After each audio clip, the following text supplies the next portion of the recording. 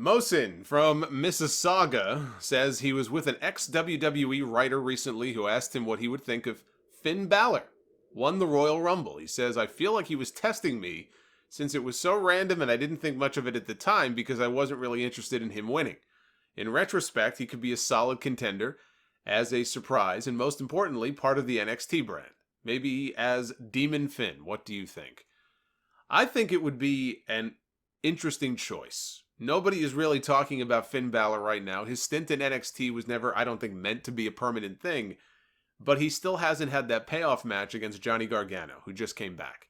So if they're saving that match for the February TakeOver show, I think it's like February 16th or something, there's a standalone NXT TakeOver event. If they're saving that match, that first match between them for that show, and again, Balor right now is a heel. Him winning the Rumble, and then let's say he got to choose which champion he wanted to face, and we still don't know what the rules are going to be for the Rumble this year. But if he got to choose the champion he wanted to face, and let's say he picked the Fiend to challenge at WrestleMania, it would be weird if he was still playing heel and feuding with Gargano on NXT television. You know, if they blow it off before the Rumble, let's say on NXT in 2 weeks or something, we're going to get a Finn Balor Johnny Gargano match. And, you know, he loses. I assume he probably would be losing on his way out of NXT. If they blow it off, then I would think that he would be a solid prediction for the Royal Rumble as far as a potential winner in the men's match this year. You know, he's popular. He's still a popular guy, and we never got Demon Finn against the Fiend. I'm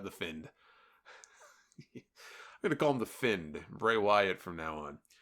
We never got Demon Finn against the Fiend after the Fiend beat him at SummerSlam last year.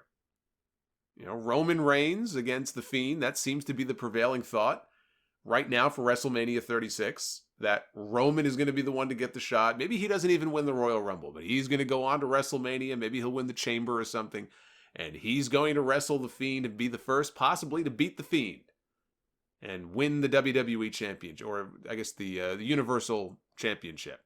That seems to be the betting line right now. Well, what do you think? You know, would you rather see Demon Balor be the man to wrestle the Fiend at WrestleMania, or beat the Fiend at WrestleMania, or would you prefer Roman Reigns? I honestly could go either way. Roman has been out of the title picture long enough that I might be okay with it.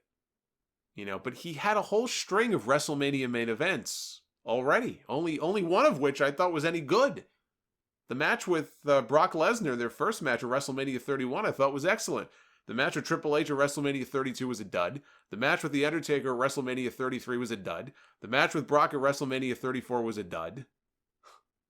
You know, this past year, he was not in the main event. He had a very quick, not particularly memorable match with Drew McIntyre in his first big match back since the cancer stuff. But he doesn't exactly have this sterling track record of WrestleMania main events that blew people away or felt like, you know, they were really that big of a deal. So I personally would like to see somebody else get that spot. You know, I can appreciate that they've kept him out of the title scene for a year or however long it's been, but let somebody else get a chance. A fresher face to be in that spot on that show. In the end, what does it all boil down to? It all boils down to how compelling the story is that they come up with. If they want to put Roman Reigns in that match against The Fiend, come up with a compelling story. They have history together. He and Bray once had a great match at Hell in a Cell, but that was Bray Wyatt. That was not The Fiend. The Fiend's matches have not really been anything terribly exciting so far. But Balor is an idea that I hadn't really thought about, but in some ways it can make a whole lot of sense, especially if they wanted to get Balor back on Raw or SmackDown and follow up on that little bit of history that he has with that Fiend character, because he never really did come back and get his revenge, and we did not see the Demon. Maybe this time we do.